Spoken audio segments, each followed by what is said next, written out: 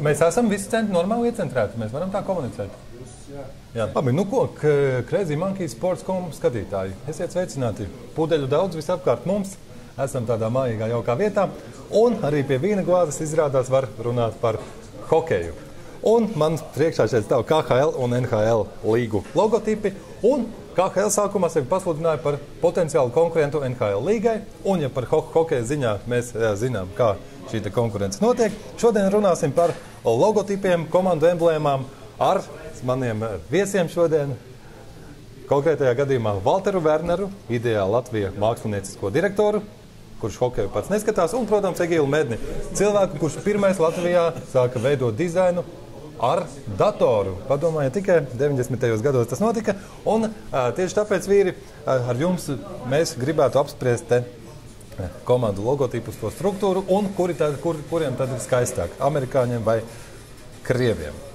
Un tagad mēs varētu sākt ar tādu interesantu akciju, ka mūsu eksperti uzmetīs acis šiem trim logotipiem. Pateikšu priekšā, ka viens no tiem ir NHL komandas logotips, otrs ir KHL komandas logotips, un trešais ir Vācijas Dell līgas logotips. Kā jūs domājat, kurš ir kurš? Tas ir KHL, tas ir NHL un tas ir Vācija. Un Valters, ko teiks? Man liekas, šitas varētu būt. Jā, arī tā manās KHL. Nu jā, tāds pašs. Ka Valters uz hokeju neiet, Egils aiziet, dažreiz aiziet, bet viena kļūda, tātad teikšu godīgi, viena kļūda tikai, Vācija ir pareizi, bet Buffalo Sabres pirmais mums ir logotips no NHL, otrais gan no KHL Mitišķu Atlanta. Tātad nemaz tik graujoša šī starpība logotipos nav, mākslinieki uzreiz varbūt pat nespēja noteikt. Bet tagad ejam tālāk. Mēs redzam tātad līgas kopējo logotipu. KHL, krievu burtiem, NHL, kā melns uz pelēka vai uz balta. Padomāsim par šiem tipiem. Nu, tāda viena tendence ir redzama visos tajos logotipos, ka kaut kas tāds kareivīgs, tāds maskulīns visos viņos ir, vai nu kaut kādi nikni zvēri, vai ģērboņi un ieroči. Jā. Tad, te mums ir ģērboņi. Šita, ja es nezinātu to amerikāņu logo, ja es nezinātu, kas tas ir, tad es arī nevarētu pateikt. Te mums vismaz ir hokeja nūjas redzamas, tas uzreiz ir atpazīstams. Lūk, Valter, ja tu sākumā lietoji vārdu maskulīns, tas tā dizainerim atbilstoši diezgan kompetenti izklausies, pēc tam tu pamanīji nūjas. Es arī redzu nūjas, ja, nekāda tad dižā starpība mūsu līmeņos tad jau pazūd. Bet runājot par to teici, maskulīns tātad, ja, agresīvs vīrišķi, kur jūs to redzat, teiksim, tas, ka mēs to sajūtam, bet kādās detaļās tas nolasās? Vairoks, vairoks tas ir, ierocis, ja, tas ir viduslaiku tāds vīrišķības simbols, teiksim, zobens un vairoks, tas ir, tāds... Jā, tas pirmais, kas durās acīs, tas ir ģērbonis, uz kura skaidri norādīt piedarīt kaut kādai grupai, kaut kādai armijas vienībai. Jo, teiksim, viduslaikos, ar ko bija vairogs, bija nozīmīgs ne tikai to, ka viņi varēja aizsargāties no pretinieka, ja, tiem dūrieniem un cirtieniem, bet uz viņi arī tika dzimtas ģērbonis virsū likts. Tātad visi, teiksim, skatītāji tajā bruņinieku turnīrā zināja, kurš ar ko cīnās. Principā tas ir faktiski tieši tā pati funkcija, kāda mūsdienās ir formas tērpiem un tā tālāk. Tas ir tie simboli. Tātad varam uzskatīt, ka ambiciozs logotips KHL tādā ziņā? Nē, es domāju, ka viņš ir tāds ļoti vienkārši pietiekami lakonisks. Man liekas, mūsīm šie trīs... Jā, tādi. Viņš, teiksim, šis ir miermīlīgāks. Tā ir tiešām skaidrs, ka tas ir ģērbonis vai kaut kāds vairoks, tad šeit viņi es pieļauju, ka te mākslinieks ir kaut ko domājis. Kļavu lapu viņš varētu būt domājis, jo sākotnē tas varētu būt Kanādā. Tieši man grūti, man pietrūkst tā pēctecība, bet es pieļauju, ka te ir kaut kāds nezināms slēpjās. Man liekas, ka tur ir tāda amerikāņu tā vispār tā estētika. Viņi zin, kā viņiem ir tie ceļu tās norādes. Viņas arī jau tādām zobainām, tādām malām. Kaut kas uz cīnību. Tā ir viņu saprašana par to, kāds izskatās vairogs. Bet tagad ņemsim tā, ja hokejā var valkumā noskaidrot, kura komanda labāka, kura līga labāka, amerikāņu, krievu līga, tad kurš smalkāks, kurš skaistāks, jūsuprāt? cienījamie eksperti. Tas ir tāda galvenas lieta, kam kādas krāsas patīk. Es teiksim, ko es redzu šeit, ja? Šis ir vienkāršāks līnijas, precīzākas, ja? Šeit ir tie līkumi, kaut kādas tur pārējas, tur tādi asi dzeloņi. Teiksim, šis logotips ir daudz miermīlīgāks tādā ziņā. Viņš ir tāds mierīgāks, nosvērtāks. Protams, amerikāņi bija tie, kas ir uzvarētāji. Teiksim, dizainā viņi nodefinēja, kādam jābūt. Logotipam. Logotipam un vienkārši KL paņēma un viņi... Tad savā būtībā viņi ir līdzīgi. Tad viņi ir līdzīgi. Mēs varam teikt. Jā. Zemapziņas šeit. Viņš ir vienkārši, tas ir, tāds smuks... Es neteiktu. Man liekas, ka tas amerikāņi ir daudz, es teiksim tā no pieredzes.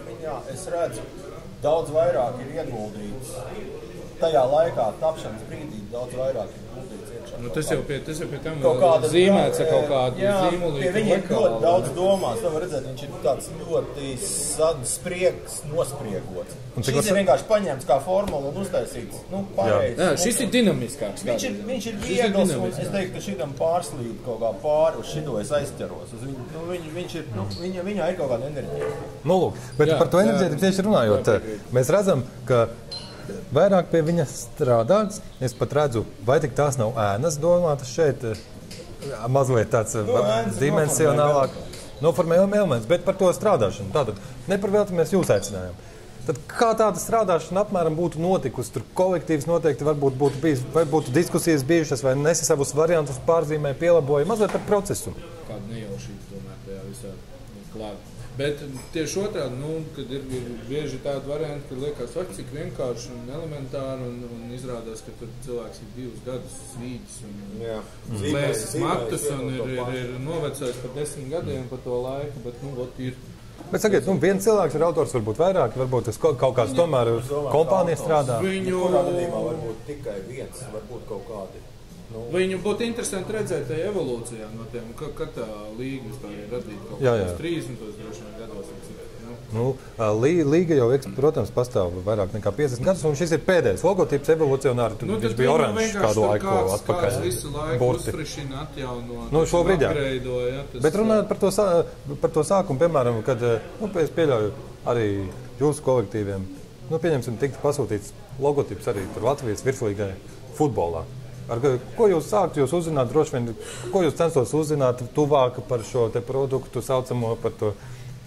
Satiktos ar tiem večiem, pastītos viņiem mācīs, pastītos, kas viņiem kas viņiem ir prātā. Mēģināt papļāpāt ļoti daudz par futbolu, tieši tiem cilvēkiem svarīgi personi. Tieši personības, jo es pat teiktu tā, ka atkarībā no personības ir arī logotips. Teiksim, viena futbola komandas, treneris, pasūtītājs un otra. Katram rezultāts būtu savādāks, kaut arī viņi it kā pasūtītu vienam to pašu. Es tā kaut kā komentēju. Mēs tālāk, protams, mums rīdziniekiem Rīgas Dinamo šobrīd uztraucamies par sekmēm laukumā, bet par logotipu it kā neuztraucamies.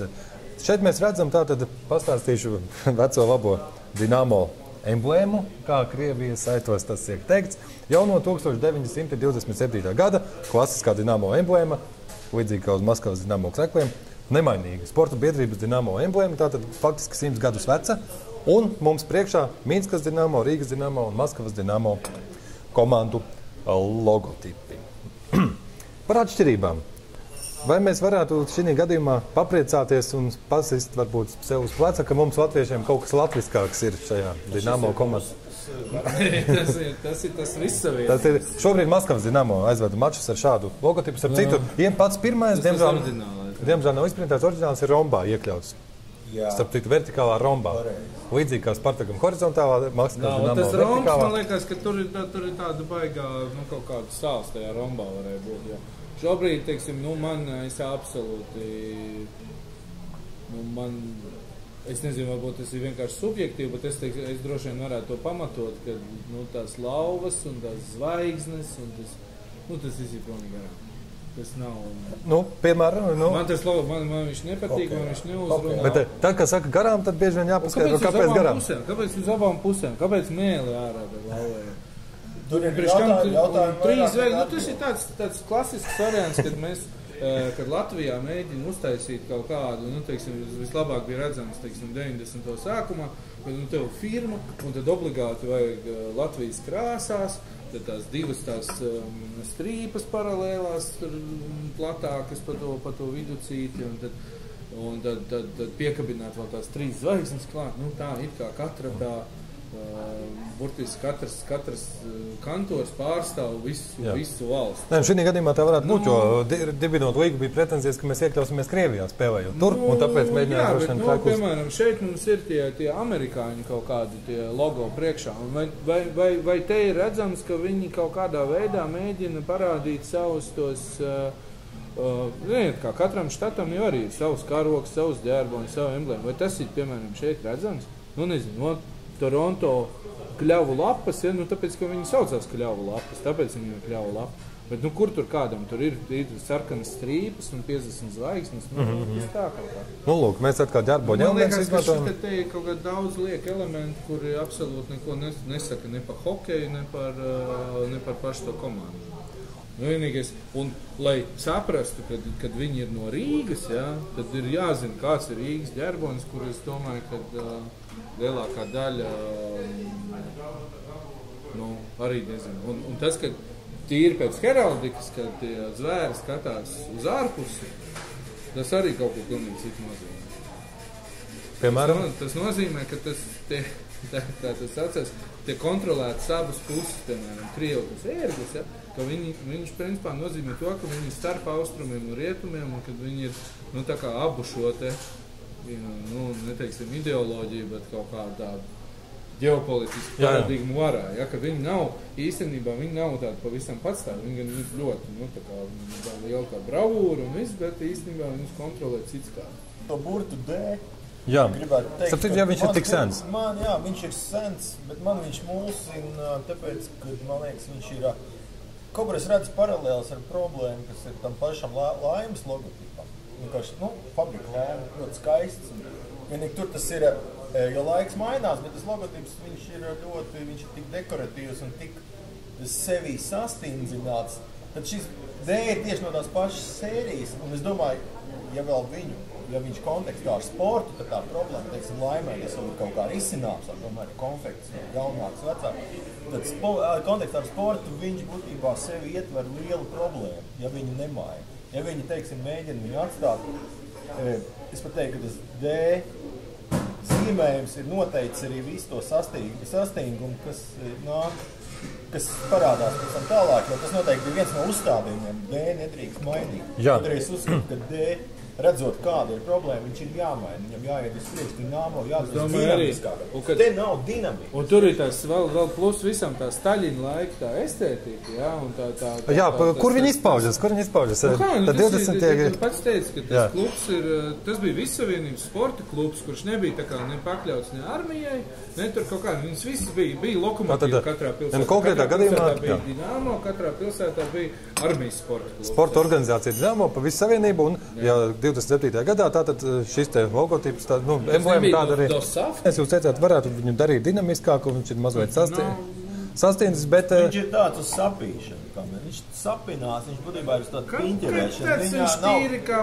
Viņā nav simbols, viņš nav dinamisks, viņš ir pēc statisks. Tur ir liela problēma, ko vajadzētu, ja mūs dzird. Jā, bet kādā veidā, teiksim, atsvaidzinājot kaut kā meklējot krāsas? Atbrīvot viņu uzdevumā un dot nākošo soli, teikt, atbrīvojam D, dārgie mākslinieki, dariet. Atbrīvojam to enerģiju.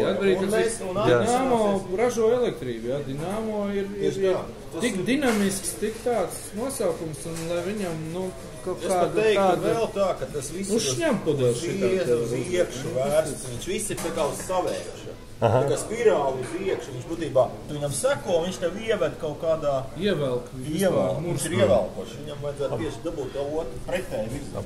Atgādini, ieraugot šo D burtu, pat ja mēs abstrahētos, ja to ieraudzītu beļģu dizaineris, vai viņš uzreiz saprastu, ka ir senos gados radīts viņš, ka tas ir sena emblēma. Vai to nevar sevi? Pilnīgi noteikti, tur var redzēt to gadsimtu telpu, tur var uzreiz.